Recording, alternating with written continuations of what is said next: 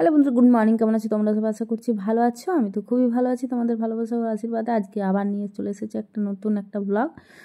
তো বন্ধুরা, আমরা প্রথমে তো আগে পুরী গেছিলাম, পুরী জগন্নাথ মন্দির গেছিলাম।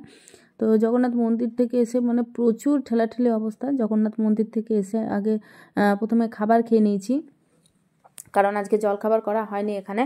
তো ওখান থেকে সারাদিন সকাল থেকে না খেয়ে গেছিলাম, আর খুব চিপাচিপি অবস্থা ছিল। তো এসেই প্রথমে আমরা আস্তে আস্তে প্রায় 12:30 বেজেই গেছিলো। তো এসেই প্রথমে আমরা খাবার খেয়ে নিয়েছিলাম। তো খাবার টাবার খেয়ে তারপরে তো বন্ধুরা, আমরা দেখো খাবার খেয়ে ড্রেস চেঞ্জ করে নিলাম। ড্রেস চেঞ্জ করে চলে এলাম এখানে সমুদ্রতে। তো আজকে যেহেতু কালকে আমাদের গাড়ি ছেড়ে দেবে, তো ওই জন্য আজকে লাস্ট দিন, ওই জন্য আমরা সবাই আবার তোমার সমুদ্রতে এলাম চান করতে। তো আজকে এত ঠান্ডা লাগছিল সকালবেলা, তো এই জন্য জলে আর বিশেষ মানে সেরকমভাবে চান করিনি, মাথায় করিনি, বাট জলে নেমেছি, পুরো মস্তি করেছি, এনজয় করেছি, পুরো ভিডিও বানিয়েছি। আর শুধু আমি না, সবাই বন্ধুরা সবাই নেমেছে, মানে আমাদের গ্রুপটাতে সবাই আজকে এসেছে, পুরো সমুদ্রতে এনজয় করছে। আর ওই দূরে দেখো আমার ছেলে, ও তো অনেক দূরে যাচ্ছে আর কোনো মতে আসতে চাইছে না। এই যে দেখছো আরও নামছে, আর কেমন করছে দেখো, পুরো আমাকে জলে ভিজিয়ে দিচ্ছে। আমি বলছি চান করবো না, তাও সেই একই অবস্থা করছে। তো আমাকে আজকে সবাই জল ছিটিয়েই ভিজিয়ে দিয়েছিল, তো ওই জন্য আমাকে জলে নামতে হলো, কিন্তু তা আমি মাথা ভিজাইনি আজকে। তো পুরো এনজয় করছি আমরা। আর আমি ফার্স্ট টাইম পুরী এলাম। একবার দীঘা গেছিলাম, দীঘাতেও তোমার সমুদ্রতে চান করেছি, বা দীঘার থেকে এখানে পুরীতে তোমার বেশি ঢেউ। তো আমি ফার্স্ট টাইম পুরী এলাম। তোমরা কে কে পুরী এসেছো আগে, আর কতবার এসেছো অবশ্যই কিন্তু কমেন্ট করে জানাবে একটা বন্ধুরা। আর এখানে দেখছো কত মানে ঢেউয়ের জোর, দেখো খুব জোরে ঢেউ আসছে। দেখছো কত দূরে দূরে সবাই যাচ্ছে, আর আমার কেন জানি না এত ভয় লাগে, আমার খুব ভয় লাগে আমার জলকে।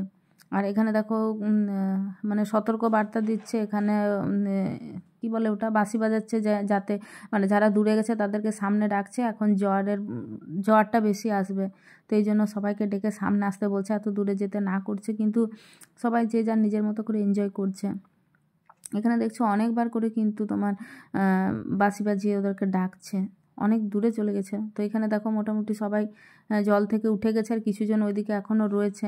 তো এইদিকে মোটামুটি সবাই উঠে গেছে জল থেকে। তারপর দেখো আমরাও কিন্তু উঠে গেছি, উঠে আমরা এই যে এখন রুমে চলে এসেছি। রুমে এসে আবার বাথরুমে চান করলাম, চান করে ড্রেস চেঞ্জ করে তোমার ফ্রেশ হয়ে এখন তোমার শুয়ে আছি, কারণ সারাদিন প্রচুর থকেছি। সেই ভোরবেলায় উঠেছিলাম, ভোরবেলায় উঠে মন্দিরে গেছিলাম, মন্দির থেকে এসে আবার তোমার সমুদ্রতে গেলাম। তো প্রচুর থকানি হয়েছে, খুব টায়ার্ডে আছি। আর এদিকে দেখো ফোন করছিল, ভিডিও কল করছিল আমাদের পুচকেটা, তো এখন ভিডিও কলে দেখছে। আর ওই একটা কচ্ছপ দেখানো হয়েছিল, তো সেটাই বারবার করে বলছে কচ্ছপটা কই, কচ্ছপটা কই সমুদ্রতে। তো এখানে দেখো গল্প করতে করতে প্রায় রাত হয়ে গেছে, আর রাত্রেবেলায় নিচে আমরা খাবার খেয়ে চলে এসেছিলাম এখন। আর এদিকে দেখো আজ মন্দির থেকে আমাদের খাবার এসেছিলো, তো মালপোয়া দিয়েছিল। তো আমার পর যেহেতু সকাল থেকে না খেয়েছিল, ওই জন্য ও মালপোয়া খাচ্ছে, আমরাও মালপোয়া খেয়ে এলাম, নিচে থেকে মালপোয়া খেলাম, আর ওটা কি রাবড়ি খেলাম, ভালো ছিল। আর এই যে 551 টাকা দিয়ে পুজো দিয়েছিলাম, তো সেই প্রসাদ আমাদের চলে এলো। তো চলো দেখা যাক কী প্রসাদ আছে এখানে। তো